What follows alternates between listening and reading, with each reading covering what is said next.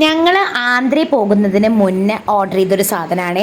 അത് എത്തിക്കഴിഞ്ഞത് എപ്പോഴാണെന്ന് വെച്ചാൽ ഞങ്ങൾ ആന്ധ്രയിൽ എത്തിയതിൻ്റെ പിറ്റേ ദിവസമാണ് ആ സാധനം എത്തിയത്. അങ്ങനെയാണല്ലോ മീഷോ. അപ്പോൾ എന്താണെന്ന് നോക്കി നോക്കൂ. ഒരു കമ്മലിൻ്റെ സെറ്റാണ്, ഇയറിംഗ് സെറ്റ്. 174 രൂപയ്ക്കാണ് കേട്ടോ അതിനുണ്ടായിരുന്നത്. ഞാൻ അവിടെ കൊടുത്തിട്ടുണ്ട് അതിൻ്റെ പിക്ചർ, നിങ്ങൾ വേണമെങ്കിൽ സെർച്ച് ചെയ്ത് നോക്കൂ. കമ്മൽ എങ്ങനെയുണ്ടെന്ന് ചോദിച്ചാൽ ഞങ്ങൾ പൊട്ടിക്കുന്നത് ഇപ്പോഴാണ് കേട്ടോ. കാരണം വന്നു, അമ്മ നേരെ എടുത്തു വെച്ചു. അമ്മ അത് തുറന്നു നോക്കണ ഒരു സംഭവമേ ഇല്ല. എന്ത് പ്രൊഡക്റ്റ് വന്നാലും അമ്മ തുറന്നു നോക്കില്ല. അപ്പോൾ ഞങ്ങൾ വന്നു, പൊട്ടിക്കുന്ന രംഗമാണ് നിങ്ങൾ കാണുന്നത്. എങ്ങനെയുണ്ട് ചോദിച്ചാൽ കുഴപ്പമില്ല. നല്ല ക്വാളിറ്റി ആണോ ചോദിച്ചാൽ അല്ല. നോർമലായിട്ട് നമുക്ക് വിയർ ചെയ്യാൻ പറ്റും. കുട്ടികൾക്കാണെങ്കിൽ ഇങ്ങനെ സ്കൂളിൽ പോകുമ്പോൾ സ്റ്റെഡൊക്കെ ഇട്ട് കൊടുക്കാം. നമ്മൾ മുതിർന്നവർക്കാണെങ്കിൽ കോളേജിൽ പോകുമ്പോഴോ ഓഫീസിൽ പോകുമ്പോഴൊക്കെ ഇട്ടുകൊണ്ട് പോകുമ്പോൾ നല്ലൊരു സാധനമാണ് കേട്ടോ. നല്ല ക്വാളിറ്റി ഉണ്ടെന്നൊന്നും ഞാൻ പറയുന്നില്ല. 174 രൂപയ്ക്ക് 17 സെറ്റാണ് ഇതിൽ വരുന്നത്.